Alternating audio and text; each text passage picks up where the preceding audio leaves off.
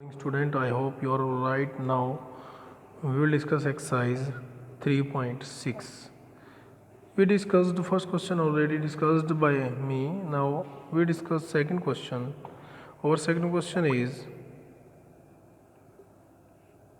formulate the following problem as a pair of equation, hence find the solution. First, Ritu can row upstream 20 km in 2 hours and Ritu can row downstream 20 km in 2 hours and upstream 4 km in 2 hours. Find the speed of rowing in still water and speed of current water.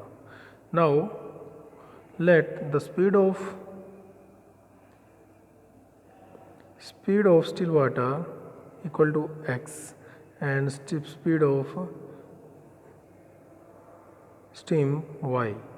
Upstream जाने के लिए x minus Y and down stream जाने के लिए x plus Y. Because upstream जाते हैं, पानी उस साइड जा रहा है, तो अपस्ट्रीम मतलब पानी की विपरीत दिशा में. तो हम क्या करेंगे, जो पानी की स्पीड है वो बोट की स्पीड या फिर ऋतु की स्पीड में से सब्ट्रैक्ट हो जाएगी x माइनस वाई. और अगर डाउन स्ट्रीम में पानी इधर जा रहा है तो लेफ़्ट साइड, अगर पानी मान लो लेफ़्ट साइड जाता है तो उसी साइड जाना, वो क्या होगी अपस्ट्रीम, उसमें स्पीड है पानी की स्पीड ऐड हो जाएगी. तो 20 किलोमीटर में 2 आवर में कंप्लीट करता है. तो हम क्या करेंगे, इक्वेशन बनाएंगे. इक्वेशन क्या है, 20 बाई एक्स प्लस वाई. देखो यहाँ पर क्या है, distance by speed equal to time equal रखा, तो उसके बाद आ गया X plus Y equal to 10 solve करके. और 4 किलोमीटर अपस्ट्रीम जाता है तो 4 by X minus Y equal to 2. इसको सोल्व किया तो हमारे पास x minus Y equal to 2. तो ये ऐड किया दोनों इक्वेशन को, हमारे पास x की वैल्यू आ गई 6. इसको इक्वेशन 1 में पुट किया, y की वैल्यू आ गई 4.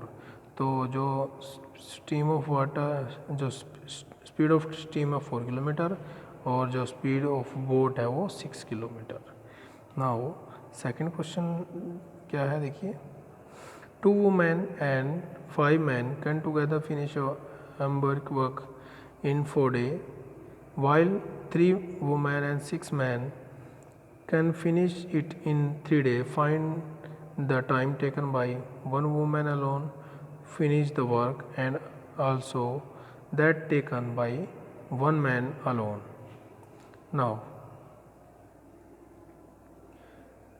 one woman finish work in x days and man why days में वो कंप्लीट करता है. तो 1 डे वर्क हो गया 1 by X and 1 day work of man 1 by Y.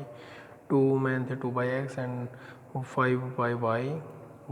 4 दिन में करते हैं, 4 डेज में करते हैं तो 1/4 पार्ट.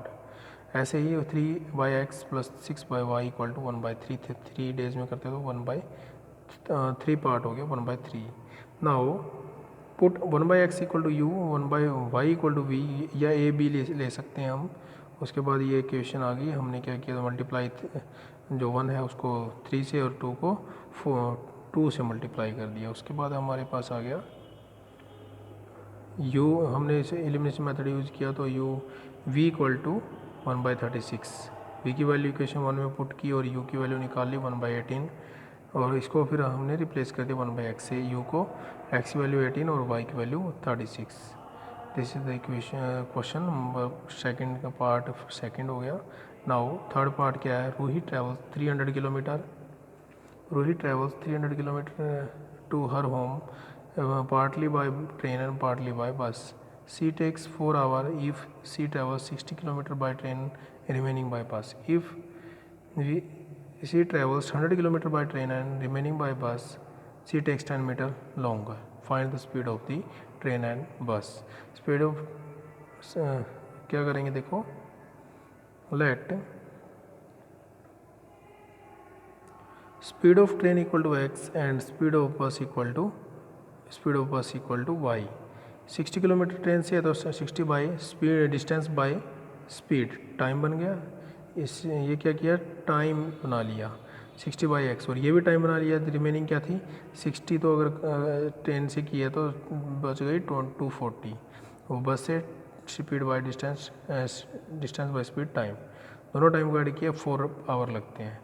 उसके बाद देखो ये हमारी इक्वेशन फर्स्ट है. उसके बाद 100 kilometre train by train 100 by x अब रिमेनिंग क्या है 200 बाई वाई बस से, और ये टाइम 10 मिनट ज़्यादा लगता तो इसको घंटे में चेंज कर लिया 10/60 25/6।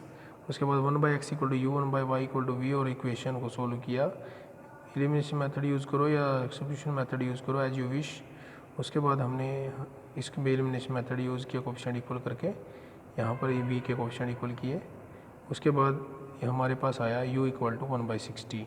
इसको इक्वेशन थर्ड में पुट किया और v की वैल्यू आ गई 1/80।